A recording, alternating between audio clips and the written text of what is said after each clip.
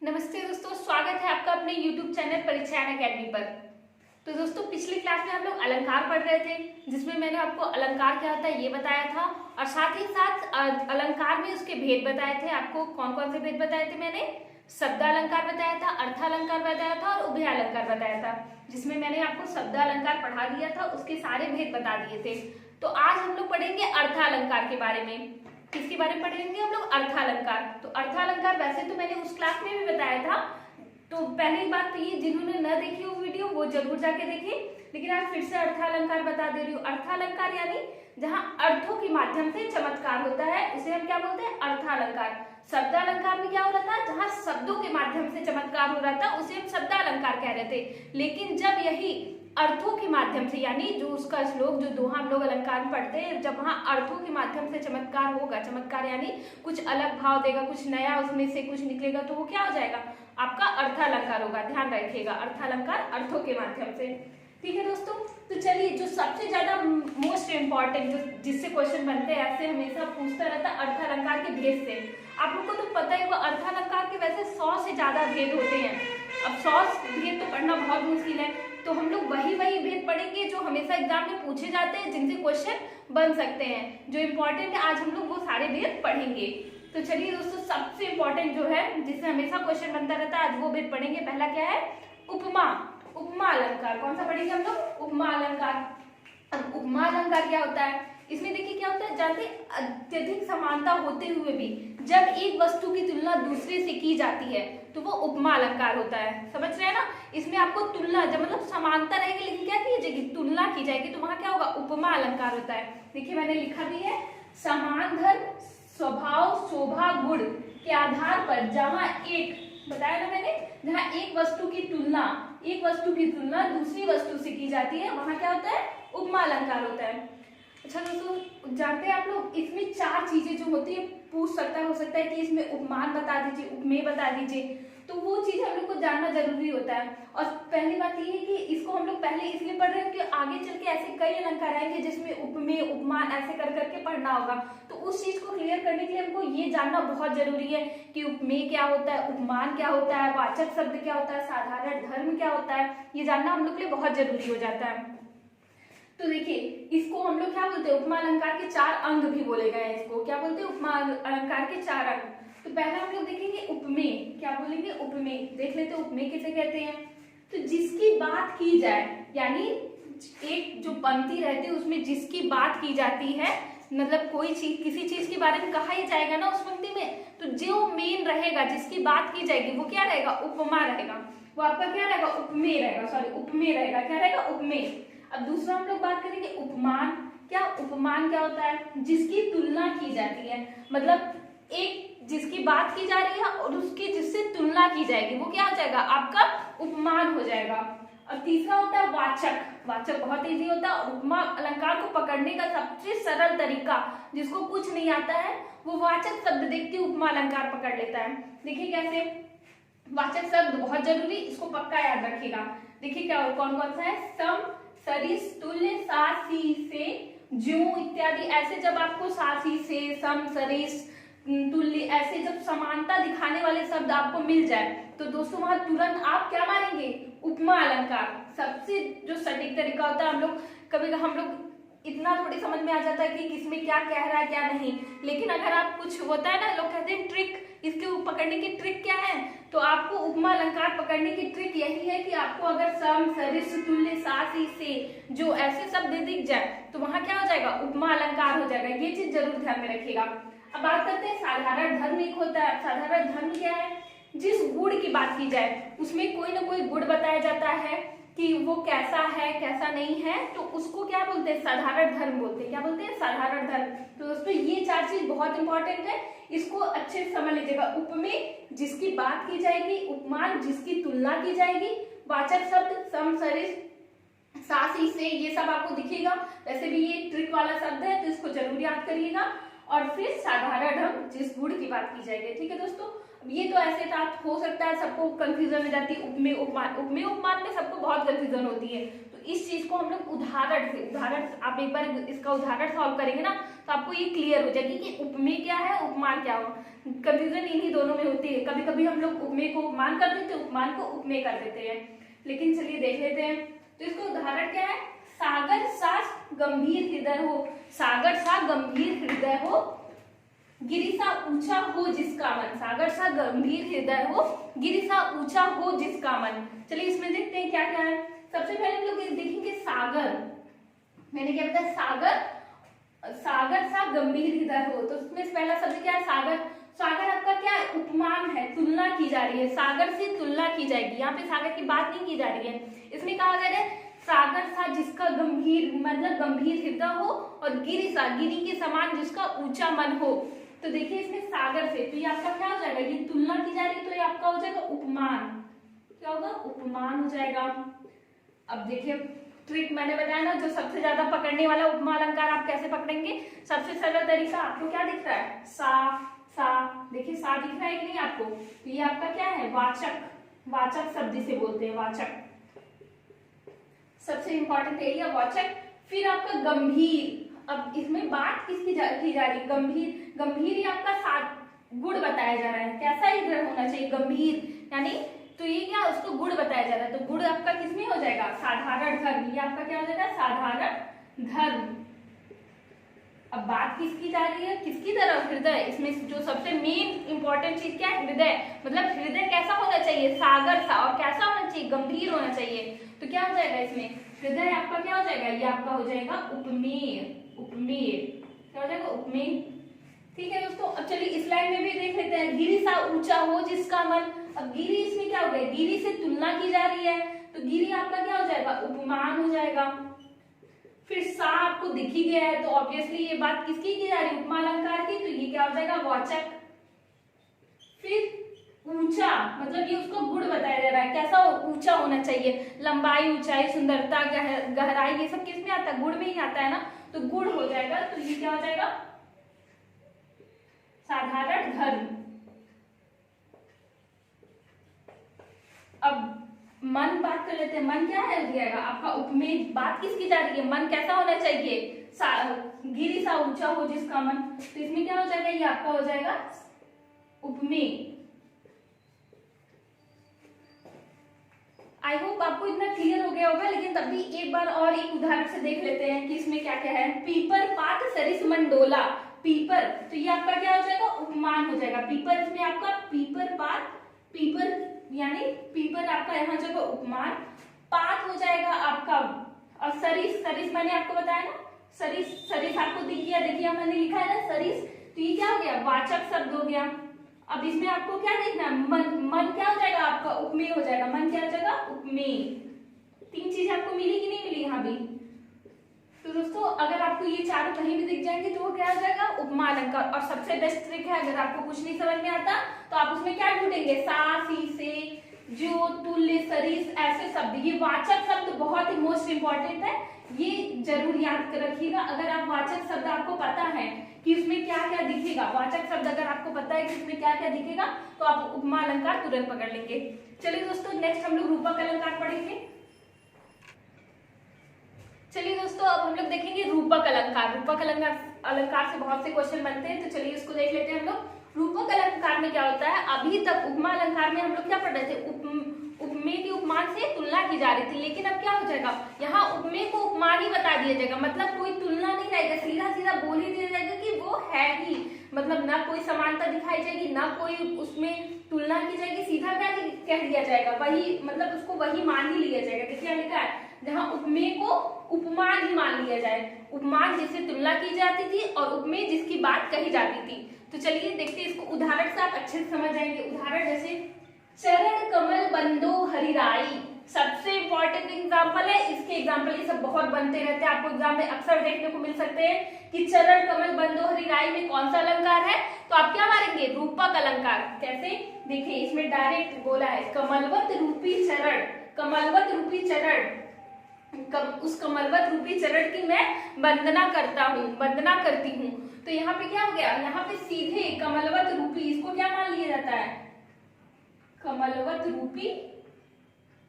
अच्छा, इसमें जानते हैं जो समासिक शब्द आते थे ना, वैसे इसमें भी वही सब रहते और इसमें रूपी लगा रहेगा। अगर आप इसका अर्थ निकालेंगे तो इसमें रूपी लगा रहेगा और इसमें कोई न, देखिए इसमें वैसे भी सासी से नहीं आ रहा, कुछ आ ही नहीं रहा है, तो क्या है, ये सीधा सीधा उसको मान ही लिया गया। आप सीधे सीधे समझ ही जाएंगे ये किसका उदाहरण है, रूपक अलंकार का। तो इसमें क्या हो जाएगा, ये मैं उस कमलवत रूपी चरण की वंदना करती हूँ। तो यहाँ पे कौन सा अलंकार हो जाएगा, रूपक अलंकार। रूपी आ गया वैसे भी, और चरण कमल के बीच में भी देखिए कोई मतलब आपको बीच में कुछ दिखेगा ही नहीं। इसका एक अच्छा ये भी रहता है कि आपको ना इसके बीच में कुछ भी, जैसे आप उपमा पढ़ रहे थे तो उसमें सासी से आपको दिख रहा है, अभी आप उत्प्रेक्षा पढ़ेंगे तो आपको जनहू मनहू ये सब मिल जाएगा। लेकिन रूपक अलंकार पकड़ने का सबसे अच्छा ये तरीका है कि दो शब्द उपमेय और उपमान के बीच में कुछ दिखेगा ही नहीं आपको, वहां पे कुछ नहीं रहता है। और सबसे बड़ी बात, उपमेय को ही उपमान मान लिया जाता है। बहुत अच्छा तरीका होता है ये। तो चरण कमल बंदोहर, एक ये बहुत इंपॉर्टेंट है। और दूसरा जो एग्जाम में बनता है ये है, पायो जी मैं तो राम रतन धन पायो, पायो जी मैं तो राम रतन धन पायो। इसमें देखिए मैंने राम रतन धन लाया, राम जी को सीधा रतन ही मान लिया गया, उनकी किसी रतन से तुलना नहीं की गई कि माणिक्य है, नीलम है, क्या है, कुछ नहीं, सीधे राम रतन, राम जी को रतन मान लिया गया, राम रूपी रतन कह सकते हैं। तो इसमें भी आपको बीच में आपको कुछ नहीं देखने को मिलेगा। तो ये क्या, किसका उदाहरण हो जाएगा, रूपक का। इसी तरह आप हमेशा देखते होंगे कौन सा उदाहरण, मैया मैं तो चंद्र खिलौना ले हूं, यहाँ चंद्रमा को ही खिलौना मान लिया जाता है, मतलब उसमें भी कोई समानता नहीं दिखाई दी, सीधे चंद्रमा एक खिलौना हो गया है। ऐसे ही बीती विभारी जागरी, अंबर पनघट डुबो रही, ये वाला भी रहता है आपका। ये सब भी आपके किस में जाएंगे, आपके रूपक अलंकार में जाएंगे। ध्यान रखिएगा रूपक अलंकार का, बीच में आपको कुछ नहीं देखने को मिलेगा और सीधे सीधे उपमेय को ही उपमान मान लिया जाता है, ये होता है रूपक अलंकार। चलिए दूसरा देखते हैं दोस्तों, उत्प्रेक्षा अलंकार। क्या देखेंगे, उत्प्रेक्षा। उत्प्रेक्षा में क्या किया जाता है, यहाँ एक संभावना व्यक्त की जाती है कि उपमेय में उपमान को मानने की संभावना व्यक्त की जाती है। जहाँ देखिए, जहाँ उपमेय में उपमान की संभावना व्यक्त की जाए, मतलब कि हाँ उपमेय ऐसा हो सकता है, ऐसा मान लिया जाए, संभावना व्यक्त किया जाए। जैसे मैथ हम लोग पढ़ते नहीं है, मानो ये हो गया, मानो वो हो गया, वैसे इसमें भी एक संभावना व्यक्त की जाती है। और इसका सबसे अच्छा कुछ नहीं है, इसमें कुछ शब्द होते हैं, वो उनको आप याद कर लेंगे तो उत्प्रेक्षा अलंकार आप तुरंत पकड़ लेंगे। जो इसकी ट्रिक होती है, कह सकते हैं ट्रिक क्या है, अगर आपको कहीं जनु जानो, मनु मानो, जनहू मनहू, ये सब कहीं भी आपको शब्द दिख जाए, ऐसे शब्द जैसे जनहू मनहू मानो, ये सब शब्द दिखेंगे ना आपको, तो किस में जाएगा, सीधे सीधे उत्प्रेक्षा अलंकार में जाएगा और कुछ नहीं हो सकता वो। ध्यान रखिएगा, सबसे अच्छी ट्रिक यही है। तो चलिए देख लेते हैं कहाँ कहाँ मिल रहा है हम लोग को जनु जानो मनहू मानो। जैसे फूले कास सकल मही छाई, जनु वर्षा ऋतु प्रकट बुढ़ाई, जनु वर्षा ऋतु प्रकट बुढ़ाई। यहाँ पे आपको क्या दिख रहा है, जनु, जनु दिखा कि नहीं, तो जनु क्या हो जाएगा, ये आपका किस में जाएगा, उत्प्रेक्षा अलंकार में। फिर इसी तरह सोहत ओढ़े पीठ पटु श्याम सलोने गात, मनहु नीलमणि सैल पर आतप पर्यो प्रभात। इसमें भी आपको क्या दिखा, मनहु दिखा कि नहीं, तो आप सीधे क्या मारेंगे, उत्प्रेक्षा अलंकार। जहां भी आपको जनु जानो मनहु मानो मिलेगा, वहां आप क्या मारेंगे, उत्प्रेक्षा अलंकार। ऐसे देखिए कि है, उस काल मारे क्रोध के तन कांपने उनका लगा, मानो हवा के वेग से सोता हुआ सागर जगा। इसमें क्या दिख रहा है आपको, मानो मिल रहा है कि नहीं, मानो हवा के वेग से सोता हुआ सागर जगा। तो क्या हो जाएगा, ये भी आपका उत्प्रेक्षा हो जाएगा। तो जहां भी आपको जनु मनहु मनहु मानो ऐसे शब्द दिखेंगे, आप सीधे सीधे उत्प्रेक्षा लगा दीजिएगा। सबसे अच्छी ट्रिक होती है और इससे भी क्वेश्चन अक्सर पूछे जाते हैं, बस आप ये चीजें याद रखिए, आपका क्वेश्चन आंसर जरूर सही होगा।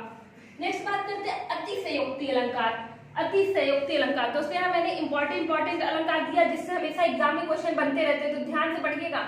अतिशयोक्ति मतलब जिसमें कोई चीज बढ़ा चढ़ा कर कहा जाए, उसकी लोक सीमा का उल्लंघन करते हुए, मतलब उसको कुछ ज्यादा ही बढ़ा चढ़ा कर वर्णन किया जाए। अतिशयोक्ति आप पढ़ लेंगे ना, किसी चीज की अति होती है ना, हम लोग कहते हैं अब उसकी अति हो रही है।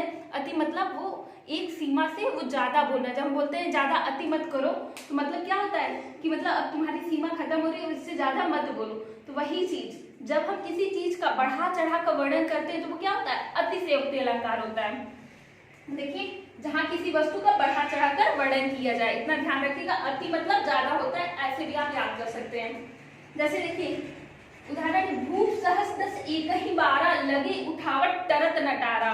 यहाँ पे ये जानते हैं कहाँ की लाइन है, ये आपकी रामायण की लाइन है। जब जब क्या होता है, जब सीता जी का स्वयंवर चल रहा होता है और उनकी धनुष जो रखी रहती है, इसमें बताया जा रहा है कि कई राजा लोग आते हैं, उस धनुष को उठाने की कोशिश करते हैं, लेकिन वो उसको मिलकर उठाते हैं सारे राजा, लेकिन वो विफल होते हैं। और राजा भी कैसे शक्तिशाली, एक से एक वीर पराक्रमी राजा होते हैं, लेकिन जब वो उसको उठाने की कोशिश करते हैं, उसको मिलकर भी नहीं उठा पाते। तो यहाँ इतना ज्यादा बढ़ा चढ़ाकर वर्णन किया जाता है। और अंत में आता कौन उठाता है? राम जी जैसे दिखने वाले एक मतलब एक सुकुमार आता है और उस धनुष को उठाकर तो आसानी से तोड़ देते हैं। तो इसीलिए कहा जाता है कि इसका अतिशयोक्ति मतलब बढ़ा चढ़ाकर वर्णन किया गया है।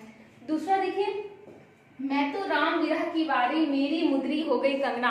यहाँ पे जब राम जी से अलग होकर सीता जी रहती है तो बोलती है मैं तो राम विरह की मारी, मेरी मुद्री, मुद्री क्या होता है? अंगूठी होता है। उनकी मुद्री कितनी बड़ी हो गई? कंगना हो गई। मतलब अब लगता है कि ये भी कवि ने बहुत ज्यादा बढ़ा चढ़ाकर वर्णन किया है कि मतलब इतना ज्यादा उनको दुख हो गया था, मतलब वो इतनी सूख के पतली हो गई थी, इतनी पतली हो गई थी कि उनकी उंगली में पहने जाने वाली अंगूठी कैसी हो गई थी? कंगन हो गई थी, मतलब वो एक कंगना हो गई थी। तो ये क्या हुआ, यहाँ भी क्या ऐसा लग रहा है? अतिशयोक्ति बढ़ा चढ़ाकर वर्णन किया गया। ऐसे ही एक मतलब जो एग्जाम में बनता रहता है एक और है, हनुमान जी की पूंछ में लग ना पाई आग, सगरी लंका जग गई, गए निशाचर भाग। इसमें भी आप जब देखेंगे तो इसमें भी लगता है कि हनुमान जी की पूंछ में आग भी नहीं लग पाई और उन्होंने पूरा लंका जला के खदापन है, जिसको मैंने आपको बताया, इसको जरूर ध्यान में रखिएगा। चलिए इसके बाद कुछ और अलंकार देख लेते हैं दोस्तों। चलिए दोस्तों, अतिशयोक्ति के बाद देखेंगे अब हम लोग अन्योक्ति अलंकार। कंफ्यूजन हो जाती है ना, अतिशयोक्ति अन्योक्ति। अतिशयोक्ति में मैंने आपको क्या बताया था, जिसमें बढ़ा चढ़ाकर वर्णन किया जाता है। लेकिन अन्योक्ति में क्या कहा जाता है? जहां एक बात कही जाने वाली किसी अन्य के माध्यम से कही जाती है। जैसे कोई एक बात कही जाती है, उसको किसी अन्य के माध्यम से कहा जाता है। देखिए जैसे माली आवत दीप की कलियन करत पुकार, फूले फूले चुन लिए अब काढ़ी हमारी बार। क्या है?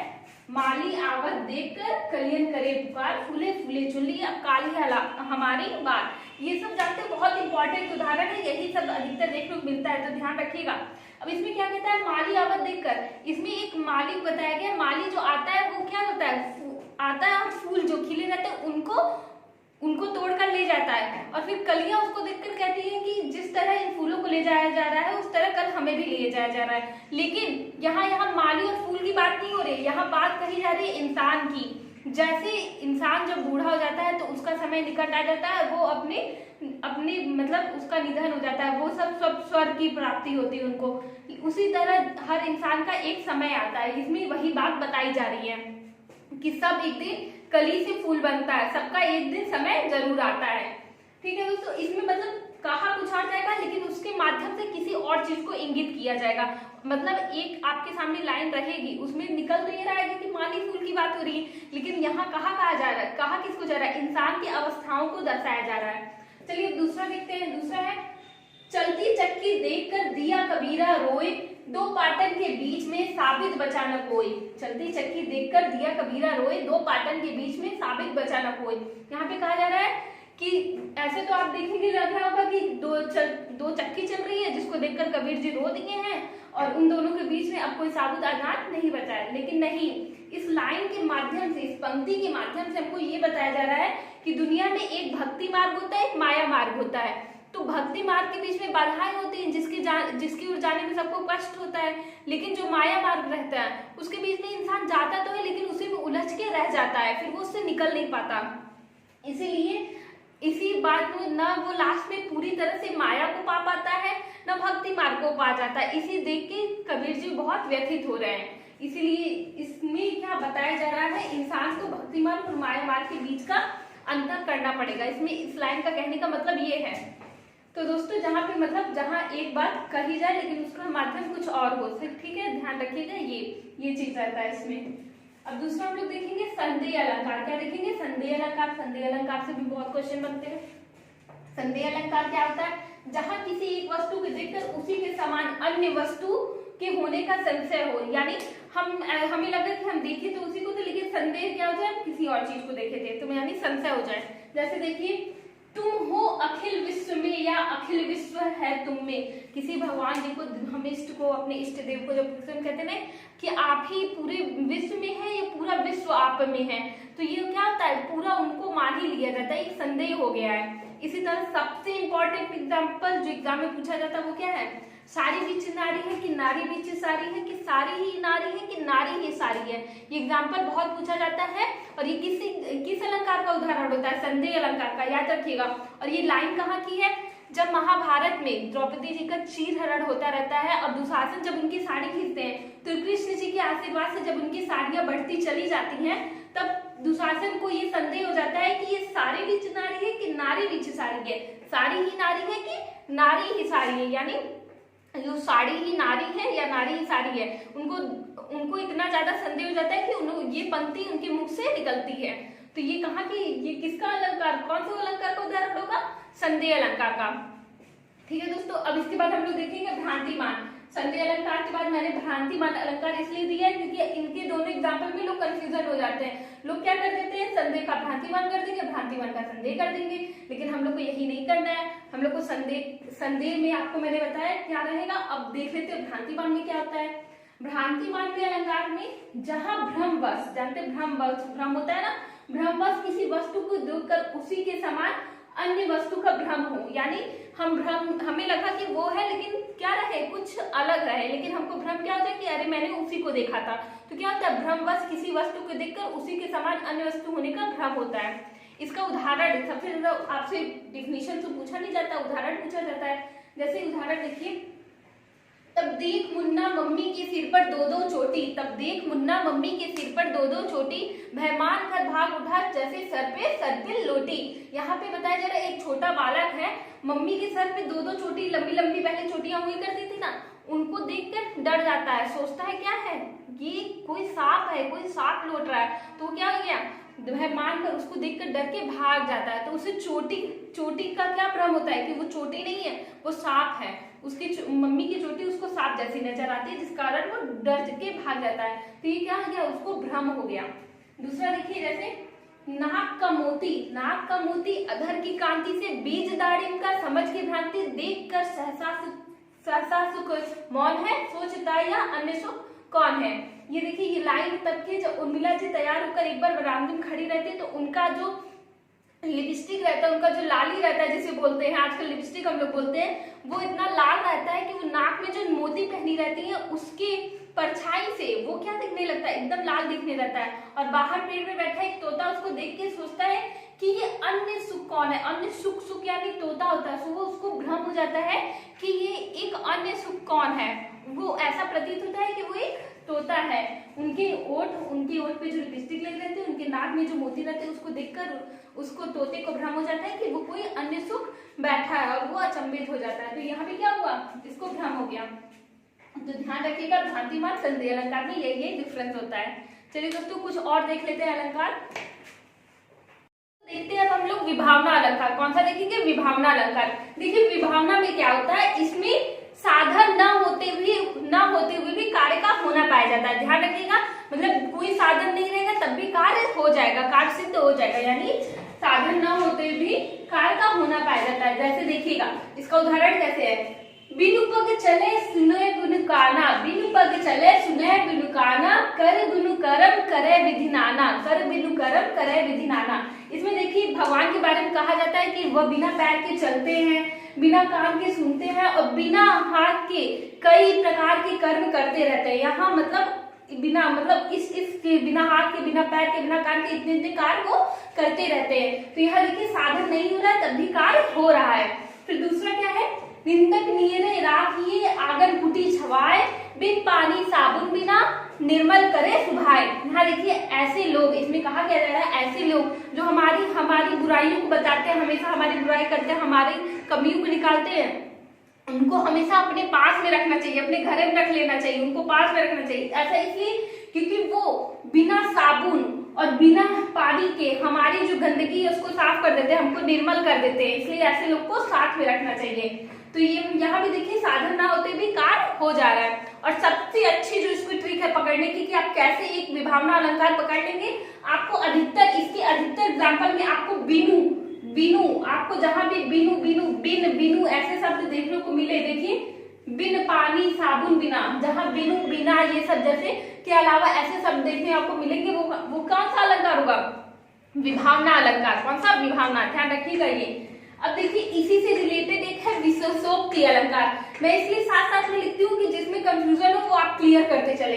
देखिए एक विशेषोक्ति अलंकार होता है, इसमें क्या होता है, यहाँ साधन रहते हुए भी कार्य नहीं होता है, वहां साधन नहीं रहता तब भी कार्य हो जाता है, लेकिन यहाँ साधन नहीं है, साधन है तब भी कार्य नहीं हो रहा है। कहते हैं ना तुम्हारे पास सब कुछ है लेकिन तब भी नहीं हो रहा है, मतलब साधन है तब भी कार्य नहीं हो रहा। और विभावना में क्या था, साधन नहीं था तब भी कार्य हो जा रहा था। ध्यान रखिएगा ये चीज, यहाँ साधन के रहते हुए भी कार्य नहीं होगा। उदाहरण में देखिए जैसे जल बीच रहत मीन प्यासी या बतिया सुन मोही आवत हासी।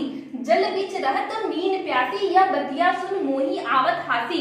यहाँ देखिए कहा जा रहा है कि जो मीन यानी मछली जो होती है जल के बीच में रहते हुए भी प्यासी रहती है, मतलब वो कहा जा रहा है वो प्यासी रहती है और यह बात सुनकर मुझे हंसी आती है। तो यहाँ देखिए साधन है, मतलब वो जल के बीच में तब भी वो प्यासी है, मतलब एक तरह से वो क्या हो रहा है, यहाँ साधन रहते हुए भी वह कार्य नहीं हो रहा है। और दूसरा देखिए देखो दो दो नैन बरसते, देखो दो दो नैन बरसते मैं प्यासी की प्यासी, मतलब मेरी आंख से दिन भर दो दो नैन दिन भर बरस रहा है, पानी निकल रहा है, लेकिन तभी क्या मैं प्यासी हूँ, मतलब यहाँ पे साधन है, पानी तो है लेकिन उसकी प्यास नहीं बुझ पा रही है। समझे आप लोग, तो यहाँ साधन के रहते हुए भी कार्य नहीं होगा। ये था आपका क्या, विशेषोक्ति अलंकार। अब बात करते हैं हम लोग विरोधाभास अलंकार की। विरोधाभास अलंकार, यहाँ पे देखिए दो वस्तुओं में विरोध ना होते भी वहां विरोध का आभास होगा, विरोधी प्रतीत होगा, वहां पे विरोध होगा। जैसे देखिए अचल हो उठते हैं चंचल, चपल बन जाते हैं अविचल। अचल हो उठते हैं चंचल, चपल बन जाते हैं अविचल। अचल का मतलब क्या होता है, पर्वत। यहाँ जो पर्वत है वो क्या हो जाते हैं, चंचल हो जाते हैं। और चपल यानी बिजली जो होती है वो क्या हो जाती है, अविचल, यानी वो शांत हो जाती है। तो यह देखिए विरोधाभास हो रहा है कि नहीं, अचल यानी पर्वत जो है वो चंचल हो जाते हैं और जो क्या कह रहे हैं बिजली यानी चप्पल वो क्या हो जाता है, अविचल, मतलब शांत हो जाते हैं। अब देखिए ऐसे ही दूसरा है ये, आई ऐसी अद्भुत बेला न रो सका न विहस सका। आई ऐसी अद्भुत बेला न रो सका न विहस सका। यहाँ भी देखिए क्या हो रहा है, विरोधाभास हो रहा है कि एक ऐसी बेला आई है ना तो वो रो सक रहा है ना वो हंस सक रहा है, तो क्या है विरोधाभास। तो जहां पंक्ति में विरोधाभास होगा वहां विरोधाभास अलंकार होगा। चलिए दोस्तों 2-3 अलंकार और बचे, उनको देख लेते हैं हम लोग। चलिए दोस्तों देखते हैं अब हम लोग अगला मानवीकरण अलंकार। मानवीकरण अलंकार क्या होता है, नाम में है मानवीकरण, यानी जब किसी अमूर्त चीज या फिर किसी निर्जीव चीज पदार्थ को, अमूर्त जो हमारे सामने नहीं रहती ऐसी चीजों को जब हम क्या करते हैं, मानव का चित्रण कर देते हैं, यानी उसको सजीव बता देते हैं, तो वो क्या होता है, मानवीय अलंकार होता है। देखिए लिखा भी है जहाँ प्रकृति पदार्थ अमूर्त भावों को मानव के रूप में चित्रित किया जाता है तो वहाँ क्या होता है, मानवीकरण अलंकार होता है। चलिए देखते हैं इसका उदाहरण। जैसे है फूल हंसे कलियां मुस्काई। अब यहाँ फूल क्या है, एक पदार्थ हो गया, फूल हंसे और कलियां मुस्का रही, यहाँ उसको मानव बता दिया। क्या फूल कभी हंसते हैं, कलियां मुस्काती है, लेकिन नहीं, कवि लोग चित्रित कैसा करते हैं, उसको मानव, उसका सजीव वर्णन कर देते हैं कि फूल हंसती है और कलियां मुस्काती हैं। इसी तरह मेघ आए बड़े बन ठन के सवर के। अब मेघ क्या बन ठन के सवर के, लेकिन उसका सजीव चित्रण कैसे किया गया है, मेघ आए बन ठन के सवर के, यानी मेघ तैयार होकर आए हैं। तो समझिए जब किसी निर्जीव वस्तु का या फिर किसी अमूर्त चीजों का हम उसका सजीव वर्णन कर देते हैं तो वो किस में जाता है, मानवीकरण अलंकार में जाता है। चलिए दोस्तों अब दूसरा देखेंगे। दूसरा है प्रतीप अलंकार। प्रतीप अलंकार आजकल एग्जाम में बहुत पूछा जाता है। प्रतीप हो गया, व्यतिरेक हो गया, नए नए अलंकार आ रहे हैं जो पूछे जाते हैं, तो जान लीजिए क्या है प्रतीप अलंकार। इसमें जो होता है यहाँ उपमेय को उपमान तथा उपमान को उपमेय बता दिया जाता है। यहाँ उपमेय को उपमान तथा उपमान को उपमेय मान लिया जाता है। जैसे देखिए चंद्रमा सीता के मुख के समान सुंदर है।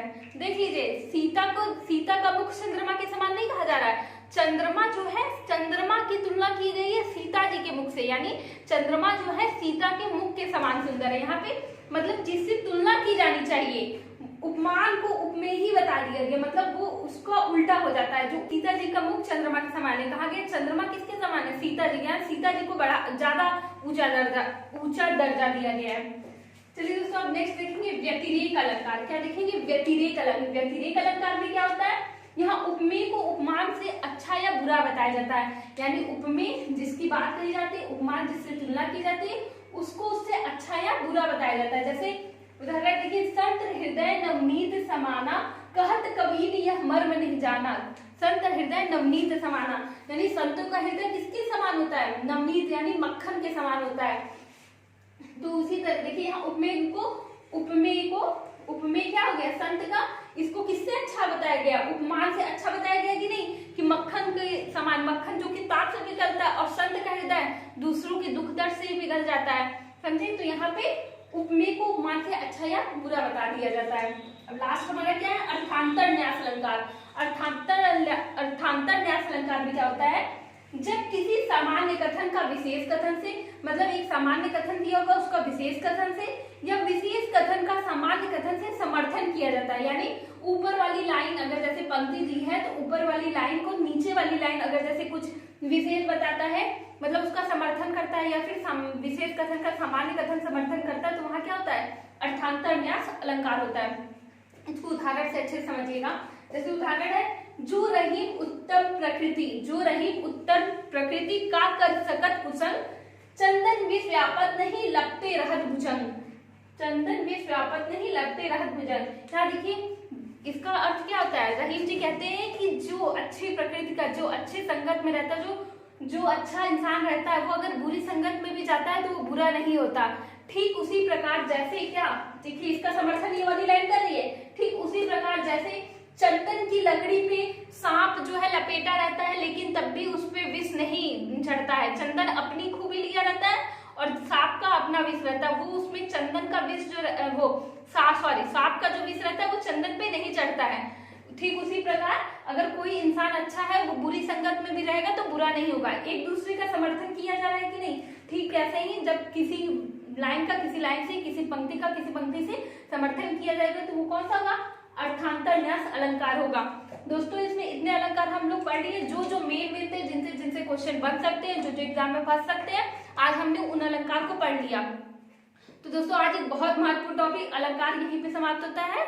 आपको ये क्लास कैसे लगी कमेंट बॉक्स में जरूर बताइएगा। हमारा साथ देने के लिए, हमसे जुड़ने के लिए बहुत बहुत धन्यवाद। मिलते हैं नई वीडियो में नेक्स्ट टॉपिक के साथ। तब तक के लिए जय हिंद, जय भारत।